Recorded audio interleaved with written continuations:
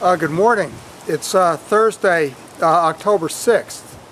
Our top story today is the nearly 90 million pound quota which has been announced for Alaska snow crab. When we first heard this, we put out a news update or bulletin last night. The number was a little bit surprising as it was more than most observers had been expecting.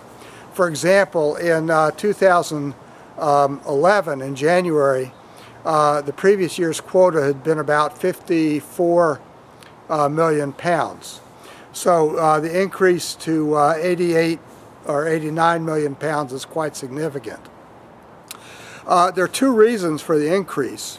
We all knew that the stocks were improving on snow crab, and so there was some optimism that there was going to be some sort of increase. But the exact amount of the increase depended on a lot of other factors, including the new calculations of survival rates of bycatch return to the ocean and interaction with other types of crab. And two things helped on that score.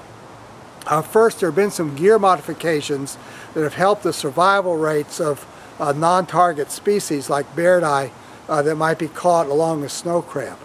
And secondly, the biomass of the beardeye, which is somewhat under pressure right now, is actually larger than initially thought, meaning that the bycatch measures in the snow crab fishery don't have to be as stringent as they would be otherwise.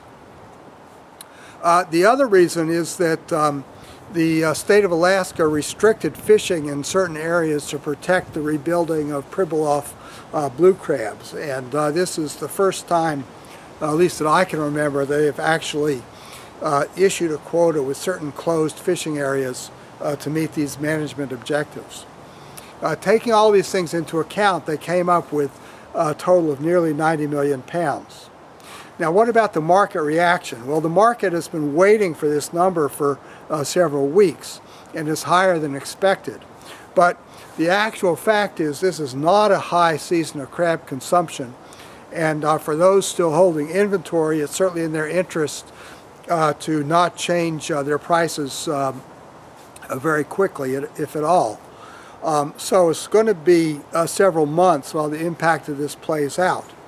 The other unknown factor, of course, is Japan.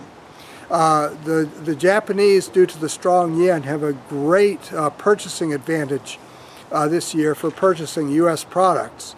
And we don't know how that's going to play out with the Pilio.